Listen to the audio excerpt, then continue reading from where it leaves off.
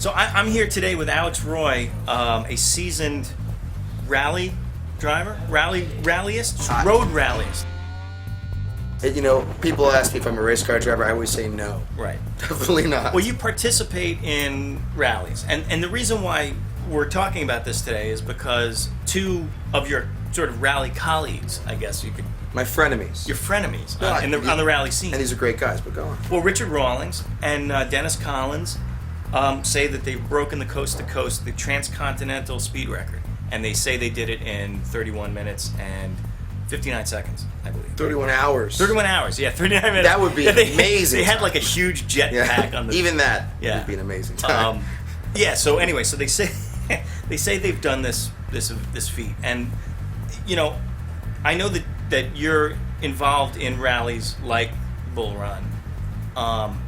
And so I wanted to kind of get your idea on like what exactly did they do?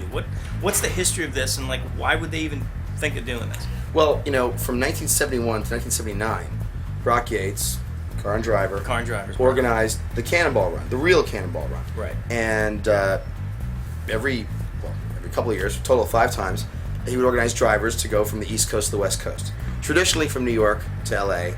In '79, it was from Connecticut to L.A. Right. They used the Portofino in L.A. Redondo Beach, right, as the finish line.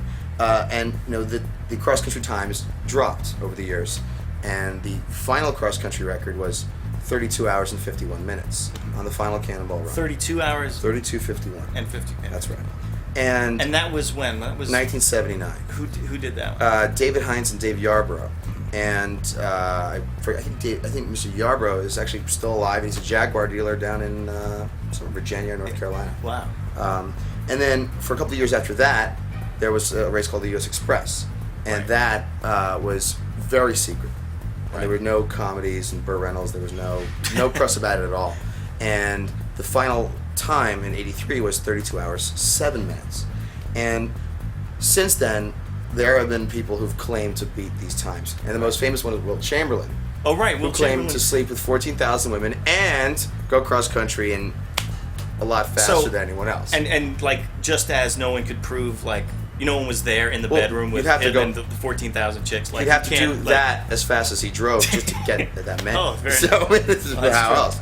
So all right, and the reason why this stuff is super secret is because, I mean, you can't get across the country in 31:59 without breaking a couple of laws. Well, you know, Yates himself wrote in 2002 in his memoir about Cannonball that it would be impossible to go cross country anywhere under 35 hours. He said 36 to 38, traffic and weather permitting, yeah. But underneath that, no way.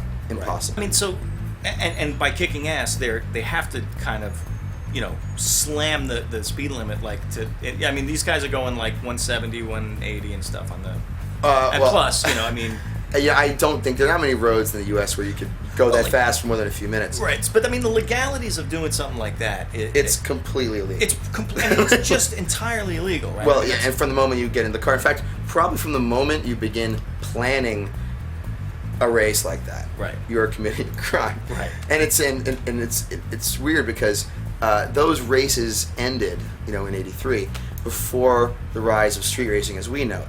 Right. Street racing traditionally is, you know, younger kids in cars drag racing up and down city blocks. Right. So in every state, the laws pertaining to this are specific to those types of crimes. Right. So, you know, if you close a street to a drag race, if you know X, Y, and Z, there's if no you have people watching. If like there's anybody watching, that like makes the crime like 10 times worse. Yeah. The ironic thing about the old Cannonball Run, the U.S. Express, is that the laws that were written to prevent street racing, which emerged in recent years, none of them are written specifically to stop a cross-country drive. Right. And for example, in order to drive cross-country, you begin in point A in New York State and you end in California in point B. So the laws are, like the New York State law or any state law, assume that points A and B are in the same state. So there's no federal law. There's kind of right. There's no federal law saying you can't drive from New York to LA. Right. I mean, that would be a very weak defense. Right. So I mean, it's all local. It's all local. Hilariously local. And that's interesting because so this came out of the Bull Run rally this year. I mean, these guys were on the Bull Run, and apparently you know, according to the story that they've released, that they made a bet with one of their fellow Bullrun rallyists, Right. and then they kind of took off across the country and, you know, beat this record and stuff. So, but like the fact that it was on one of these rallies, right? Which, you know, if everybody's seen like Cannonball Run with Burt Reynolds and stuff, like that's like that's sort of the most public view of what these rallies are. Yeah. But so rallying and shooting across the country to beat a record are totally different things. They have virtually nothing in common. And rallying's not necessarily illegal, right? Well, rallying isn't inherently illegal.